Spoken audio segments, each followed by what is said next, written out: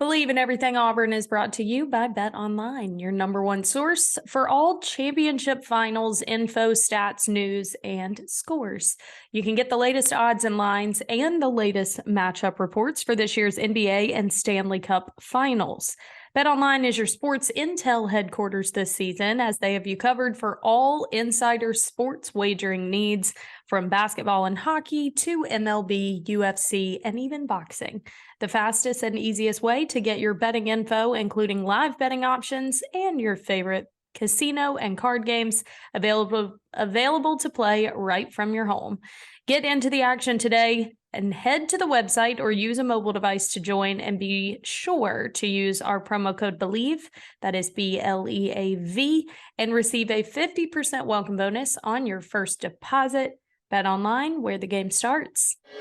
Campbell in the end zone. Caught. Touchdown Auburn. Touchdown Auburn. A miracle to turn the hair. Nothing but green grass ahead of him. As hard as they're going to try, they're not keeping this buck off this field tonight. 100 yards. Can you believe it? I still can't believe it. Now presenting Believe in Everything Auburn with your hosts, Taylor Davis and Jason Campbell. War Eagle, everybody. Welcome back to Believe in Everything Auburn. Taylor Davis, Jason Campbell. We're glad that you have joined us. We are back after a week away. I just returned from Oklahoma City working the Women's College World Series, which was incredible and a very busy, exciting week. So podcast just wasn't able to happen last week. We apologize, but that's what happens. Jay and I are busy people. We got a lot going on, so we appreciate the flexibility. But nonetheless, we are back and excited to break down everything happening in and around the Plains. And who better to catch us up on all of that than the legend himself, Jason Campbell. And Jay, there's always plenty for you and I to catch up about once we get on the mic. And I know that you probably more than ever are staying so tight to the program and doing so much with NIL collectives and just your efforts of being really an ambassador for the program, which is awesome. And I've seen that you've gotten an opportunity to chat even with some of the newer guys, including Payton, as he has made his way to Auburn and is settling in. So we're going to try and get him on this podcast as well. It's just been a whirlwind for him the past few weeks. But first impressions of our new QB on campus. Yeah, what a lot to talk about today. Truly. When you think about it, I got a chance to talk to Payton Thorne last week, and he's excited about the new opportunity. And shockingly, he said he wasn't even going to transfer until like 5 weeks left in the transfer portal. And Really? yeah, he said he was stuck at staying at Michigan State. Huh. And then all of a sudden, he sat down, talked with his family, and he felt like he just wanted to go somewhere where there was probably more of an offensive mind, head coach and offensive-minded, offense coordinator. And he saw the opportunity Hugh Freeze presents and Coach Montgomery being together as a two tandem, where they're both like very, very intelligent minds when it comes to offense. Yeah. And he felt like to better his opportunity, career-wise, why not take this opportunity to come to Auburn and be a part of this turnaround? He understands the competition that he's got to compete with Robbie, got to compete with Holden Gerner and everything. He said himself he's been in that position at Michigan State where someone else came in and he was already there. And, so he can kind of understand how the guys may be feeling and everything. But at the same time, they all have to compete. But, they'll sit and talk together in the room because at the end of the day, we're all on the same team. Yeah. One thing I got from him, though, was a lot of maturity. Good. He talked very, very mature. You can tell that he's been a seasoned vet. He's been a starter for 2 years plus, I think, at Michigan State. He's won a lot of games the year before. Last year, the season wasn't so great, but the year before, they won a lot of games. Mel Tucker's first year there, I think, before he signed a big extension. But when you talk about, from a leadership standpoint, that's kind of what this team's been lacking. Yeah. We haven't had a lot of leadership over the last 2 years with this football, with this program. And anytime everyone always think a quarterback is automatically a leader. No, that's not so. I was just like, a quarterback has to be someone first that leads by example, and then others will follow. And then you have to be a voice of reasoning, but you have to know when to speak. Yeah. You can't just always be, a talker. Like, you have to know when to say something, when to lead, when to just lead by example. and when to put your arms around your teammates and say, hey, let's go, I got you. Those are the type of things that you have to understand as a leader. So overall, I thought that was a great conversation with him. Good. Football program last week had outstanding camps. Like, I'm talking about 500 kids plus at each of these camps. And Auburn hasn't had this in a very, very long time. I'm talking about high school, college, high school teams all across the state of Alabama, all across the state of Georgia, all going to Auburn and competing on 7-on-7 camps. That's where you really get a chance to recruit at, is as a coach, is when all these kids are on your campus. And why not show off this $100 million facility? Why not, show these kids that are 2025 recruits and everything what they got a chance to look forward to. So I thought it was an outstanding week last week with everything. And the camps continue this week. So we'll have even more kids on campus this week.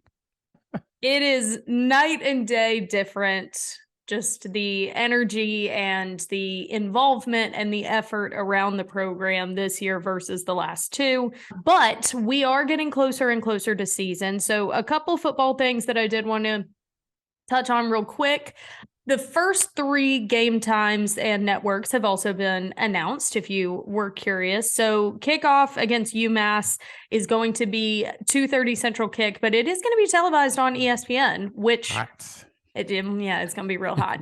But usually a game like that would be broadcasted on ESPN Plus or SEC Network, but it is ESPN. And I think it's because of the question marks, who's going to be the quarterback? Hugh Freeze is back in the SEC. Like, Auburn is going to be a storyline this year, for better or for worse. There's curiosity around it, and that is showcased in programming when you've got ESPN broadcasting UMass against Auburn. No slight to UMass.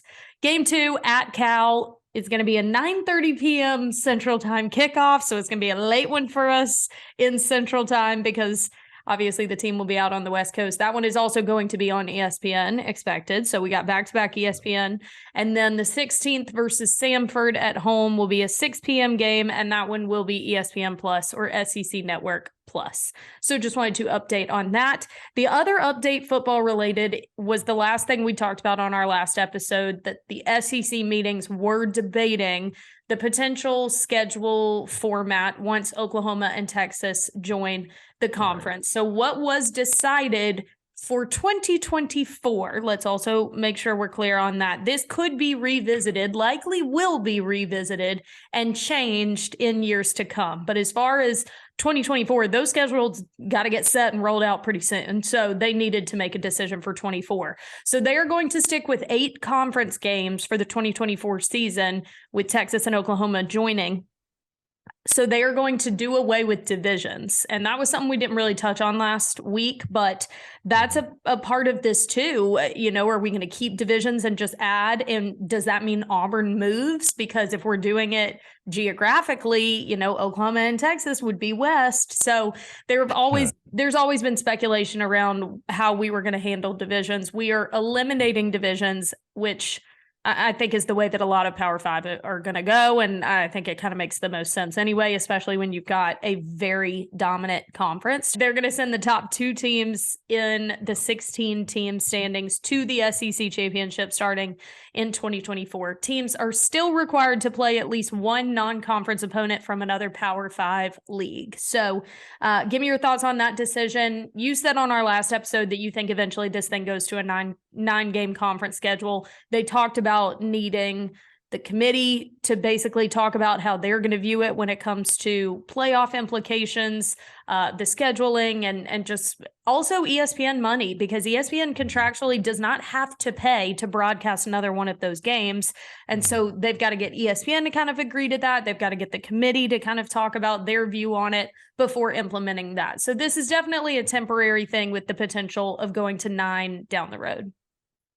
Well, most definitely, this is temporary. One thing about this, they're not going to lose money, and they're not going to leave money on the table. Right. When you're thinking about as an overall, yes, they're going to play 8 games in the SEC next year. And like you said, going away from SEC East and SEC West, the reason they will move to 9 games after 2024 season, I believe, is the fact that they want to keep the rivalry games there. They want to keep the Georgia Auburn. They want to keep the LSU Auburn. They want to keep Auburn, Alabama, Georgia, Tennessee, Georgia, Florida, LSU, Florida, all these rivalry games they want to keep. Mhm. So in order for them to keep those rivalry games, they're going to have to go to 9 games. And you're going to want Oklahoma and Texas to play each other as well, because that's another rivalry game that's already been established in the Big 12. Yes.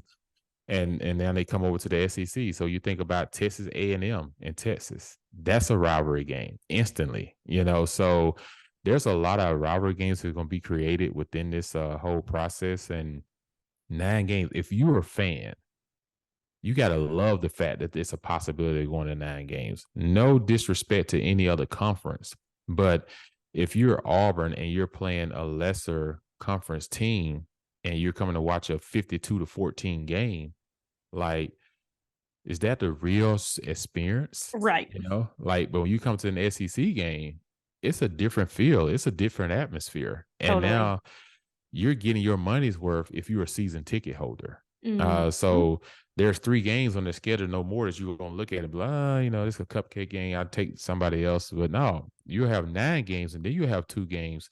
And depending on who those 2 games are, could be competitive. So you got to think that I do think it's going to go to 9 games. I do think that ESPN will want to pick up a 9th game. They will want that money. Yes. SEC Agreed. will want the money as well.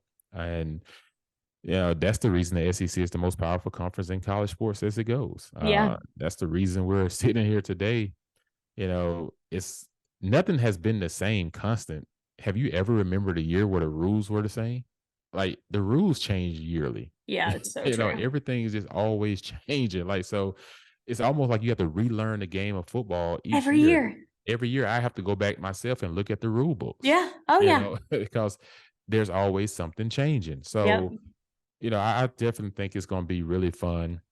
I hope Auburn gets to play Tennessee a lot more than we've been able to play them. That's always been a fun game and a big rivalry game. People don't really know that much about it, but I've always enjoyed playing Tennessee. And I've always enjoyed going to Tennessee on the river up there and playing That a stadium night is so game. cool. My 2 favorite night stadiums to play in outside of the jungle, Auburn, is LSU and Tennessee. Yep. Now, we played in Florida one time at nighttime. That was fun too, because everybody get to swaying back and forth and your eyes get dizzy if you look at it. But night atmosphere games in the SEC is what's going to be fun to, because CBS was primetime slots, 3:30 Eastern, 2:30 Central. I love those games because you can get done early enough to watch other games. Yeah, true. Not getting up too early for your game. But once you go to ESPN, ABC, there's going to be a lot more night games. Yeah. And so it could potentially, be great for college football. Yeah. No, I don't think anyone is going to shy away from wanting more TV windows, especially when the matchups are high caliber games. We're not asking, for money to add more non-conference MAC opponents, no shot to MAC. I mean, MACtion games are fun, you know what I mean? But this is a day and age where the SEC is running college football. And oh, by the way, we're about to add 2 of the biggest brands in sports as well. So from a business perspective, no one's turning that down. Those things just take time, and they take time to work out and negotiate. So this kind of feels like a Band-Aid in a way. Like, here's what we're going to do because we have to make a decision for 2024 right now. And then we're going to figure this out as it evolves and as it grows and as they settle into the conference. But and the other part of it too is basketball. People don't realize how this impact basketball and baseball. Huge. And golf. Like, Texas has a really good golf program. Yeah. When you talk about basketball, Texas and Oklahoma are always 2 of the better teams in the country. And so you add that to already a tough SEC basketball schedule. Yeah. I mean, baseball, Texas. Yeah. Texas literally is playing for game 3 tonight. Could potentially be going to Omaha again. They were there last year. Oklahoma gymnastics. SEC is definitely the most dominant conference in terms of depth, but Oklahoma's been winning the national championships yearly. We are adding 2 very strong brands across all sports. Right. This thing is becoming a multi-conference power conference is what is going to happen over the next 2 years. UCLA and USC going to the Big Ten. think about it. You think Big Ten, you always thought Northeastern Yes. states. Now That still makes no USC, sense to me. UCLA going to the Big Ten. So what happens now? UCF is going to now Big 12. Cincinnati going to the Big 12. What happens now to Clemson, Florida States? Do Notre Dame go to the ACC? Do Notre Dame go to the Big Ten? What's going to happen, because it's going to become a multi-conference thing where it's going to be about 16 to 20 teams in each conference. Yeah. And what they're going to do is, with a 12-team playoff, is take the top 2 teams probably from some of these conferences, except for the SEC may get 2 in because they have harder schedules. Yeah. So yeah. No, the ACC is going to have to figure something out, because it is definitely, they are going to get overlooked very quickly. I think the Pac-12 is freaking out. I mean, there were rumors that the Pac-12 and the ACC were going to join, and it was just going to be like a conglomerate of both. But I mean, we also are just like completely disregarding geography now. Like, right. Did you see the tweet? Was it USC's schedule? Somebody did the flights, and it was like the flight map, because they have a game in Hawaii. Yeah. They're literally like, they are going to log more miles over the course of their football season than I can't even conceptualize it. And I fly all the time. I am used to a lot of travel, but they are going cross country and back every week. Like, it is stupid, honestly. Like, it doesn't make any sense. So we have just completely disregarded any of that. So at this point, anything could happen. I would think that, the Pac-12 and the ACC joining was actual BS, but now I'm like, who the frick knows? And the more strength that the SEC gets, I think these other conferences are going to have to hit the panic button. Well, they're going to have to hit the button because it comes to revenue, TV contracts. So if you're going to have USC fly all the way to Michigan and play, and UCLA fly all the way, you're right. Geographically, no one cares. Nothing anymore. to do with it. Nope. You can't even say we're going to try to stay in this region. They don't even care about the fans getting to games anymore, because they realize hey, so now you got to have hotel expenses and flight. So for a SEC fan or just a normal fan to travel and go see a game from East Coast to West Coast, you're looking at minimum $1,800 to $2,000. It's insane. That doesn't even include your ticket price that you got to pay for your tickets. Tickets should be free. If any of their fans are willing to go that far, they get a free ticket to the game. That's just insane. Where it gets interesting is, like you just said, when weather comes into effect.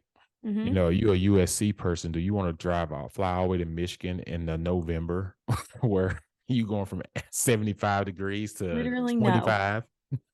No. So, there's just things like that you got to think about. So it's going to be really fun and interesting, because change is inevitable. I always tell people, either you adapt to change or you fade out. And you have to adapt to the new system and the new ways. This definitely bodes well for the conference and for the respective schools being a part of it. And they will make sure that they are set up well as the SEC continues to get some of the best athletes in the country, without question. So that's how 2024 will start out, and we will see what transpires from there. Also, before we touch on the College World Series, I did want to go ahead and give a shout out to some former Auburn football standouts that are on the 2024 College Football Hall of Fame ballot. And I'm not entirely sure why he hadn't been yet, but Takeo Spikes is on there. And when I saw that, I was like, he isn't already on there? Like, what? Right. But Takeo Spikes, Ed King, and Greg Carr are all 3 on the 2024 College Football Hall of Fame ballot. That was announced on Monday. The class will be announced in January, and the formal induction will take place December 10th, 2024 in Vegas during the NFF Awards dinner. The ballot features 78 players and 9 coaches from the FBS. So congratulations to all 3 of them. Takeo, I definitely thought you were already on there, buddy, but we're proud of you. Also wanted to go ahead and say that Auburn basketball has added another transfer and another JUCO guy. We've talked about Bruce Pearl likes to find those diamonds in the rough and give them their big shot. And he has done that this time with forward Adarin Scott. He is coming to Auburn from Navarro College in Texas. He projects to be a strong option off the bench next season for the Tigers, standing at 6'9". He brings size and skill to the front court. Last season at Navarro, averaging 9.3 points, 6.8 rebounds, and 1.3 blocks per game. So look, Bruce Pearl is bolstering this roster, looking to add little pieces here and there. And we know that he likes those guys. He's talked about it, that maybe have been overlooked, maybe aren't the big names. I mean, sometimes he gets those too, i.e. Walker Kessler, Jabari. I get it. But some of these transfers, he definitely goes for guys that maybe aren't the most heavily analyzed and gives them their shot, knowing that they're going to take advantage of it. So another one to the list. And 6 guys that are 6'7" or more on this basketball team this year coming up. Yep. You know, this is something we talked about in depth last year, was about how short a length we were compared against the Bamas and the Kentuckys when we play against them. You know, we fight extremely hard, but at the end, we get wore down because, you know, that size does matter, especially, you know, when you're playing a schedule like we have to play. So to get Janiyah back and to get Jalen back, and then to add these other big time transfers that are hungry, but add so much length. And then you have the young buck Holloway coming in at the guard position. And then, you know, talking with Trey Donaldson earlier today, you know, he is so pumped and so excited about the opportunity. He felt like towards the end of the year last year, he finally came into his own. He finally started shooting ball with confidence. And I didn't notice that he played for Charlie Ward in high school. Oh, I didn't know.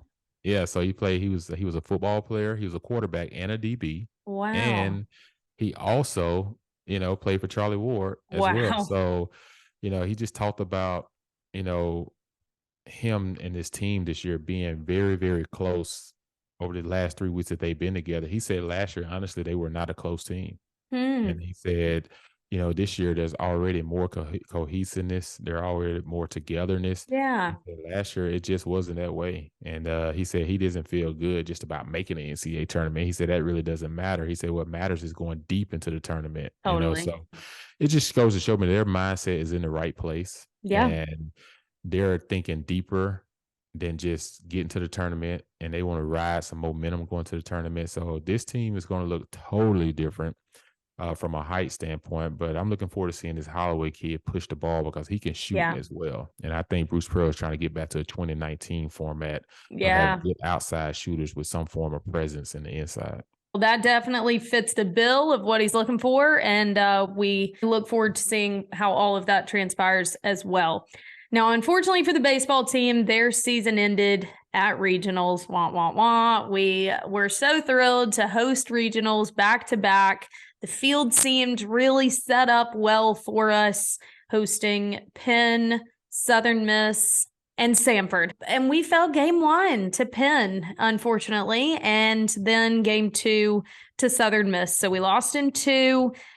Still a fun season. Look, this thing looked like it was going off the tracks quickly midway through the season, and they rallied and they persevered and ended up hosting a dang regional, and everyone thought they were going to be a team to watch out for. So plenty to be proud of, and we'll definitely, you know, expect big things from this program once again next season. It's kind of like, you know, talking about the basketball program. You almost expect to be part of the tournament now. Like, these coaches have created that standard with their respective programs, the baseball, the basketball programs, just making the tournament isn't it anymore, you know, but that's a sign of the growth, and that's a sign of the success that we've had. So congratulations to the guys. Nonetheless, I know they were very disappointed, but Southern Miss is the team that ultimately came out of our regional, and supers have been happening this weekend. Southern Miss is actually playing Tennessee in supers, and game 3 has been forced. They are tied 1-1 with the Vols.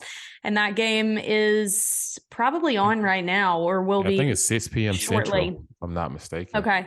So we'll see who comes out of that. The two SEC teams that are definitely guaranteed a spot in Omaha are the Gators and the Tigers. LSU and Florida will be heading back. Feels like 2017 when that was the championship, Florida LSU? But nonetheless, Yeah, it really was an unsuspecting tournament. I mean, you had Vanderbilt, who just dominated the SEC tournament and had all eyes on them. They also lost, in their regional. That's what happened to Tennessee last year. What?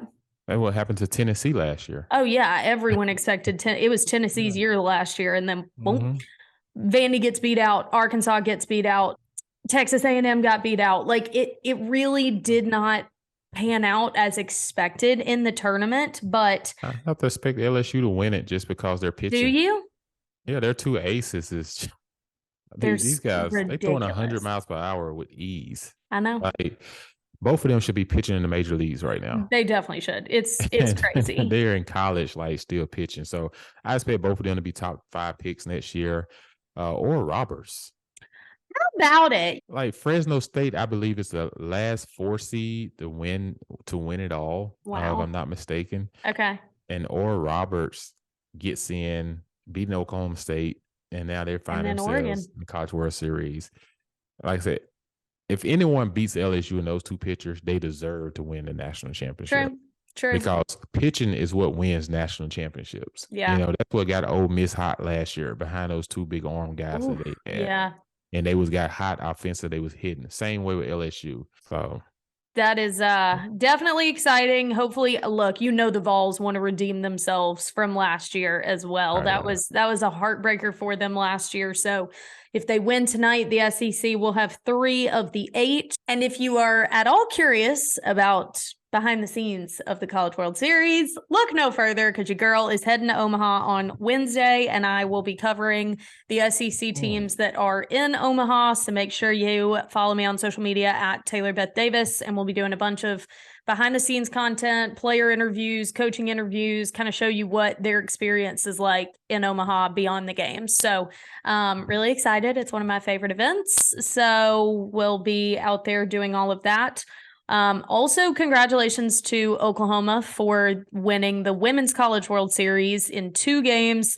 That team only lost 1 game all season, including their tournament run. They lost 1 of their games in a series with Baylor, and otherwise it's an NCAA Division I record, 50. They got to be best college team of all times. 52. I mean, there is so much talk about this team going down in history. That's their 3rd consecutive national championship. The only other team to win 3 straight was UCLA. If they win next year, if they four-peat, that is the first time ever. So, and they come into our conference. Yep, my point exactly. Now just the rich get richer, but hats off to them. I had a blast covering them this past week. It was just insane to see the athleticism that team has top to bottom. Florida State runner-up, and they had a great run as well. So I think that's all of my sports. Oh, who you got tonight? Miami, Denver? Oh, shoot. This series is over. I think so too. I had a little bit of hope that this thing could go game 6 or game 7 after game 2 when Miami went to Denver and showed up and stole one. And then all of a sudden, game 3 and 4, they played good the first half, and all of a sudden, they unraveled late in the games. I'm just like, where's the shooting that they was doing against Boston? Against Boston, they were just lights out. Mm-hmm. Now in the finals, you can't find the shooters. Where's Vincent? Where's Martin? Where's the shooters? Yeah. But Miami is a very scratchy team, so I do think Miami wins tonight. Oh, okay. I don't think they're a team that goes away easily. Denver would love to close it on their home court. Right. But the hardest thing to do to a team is to close someone out. Yeah. And, they're playing for their lives, literally. Right. So, the pressure's on Denver a little bit tonight. They know they got a game they can kind of give away, but you don't ever want to think that way. Especially at home. Right. You want to try to close that thing at home tonight. So I'll be watching, hopefully with some good food in my hands. We'll see. But, always. Before we wrap it up, my laptop is on 2% and is definitely going to die. You had a quick golf update for us? Yeah, just saying our men's team had a historic golf year. They finished 278.70 team average. Woo. We had 4 guys that was named Ping All-American team. Cool. And so, yes, our team finished top 10 and one of the best seasons they've had in many, many years. So this Coach Nick is doing a great job with our Auburn program golf. So, these guys look forward to competing, and they hosted the regional this year. True that. Another one. So there's a lot of good things happening. Always. Several impressive programs on the play-ins, no doubt. Well, that is going to do it for us here on Believe in Everything Auburn. As always, Jason, I greatly appreciate you all listening and following along. If you haven't already, subscribe so you get a notification every time we release a new episode. We will be back next week. Maybe I'll be live from Omaha, TBD. And make sure you follow us along so you can get all the info on that. Thank you so much for listening. We'll see you next week. War Eagle. War Eagle.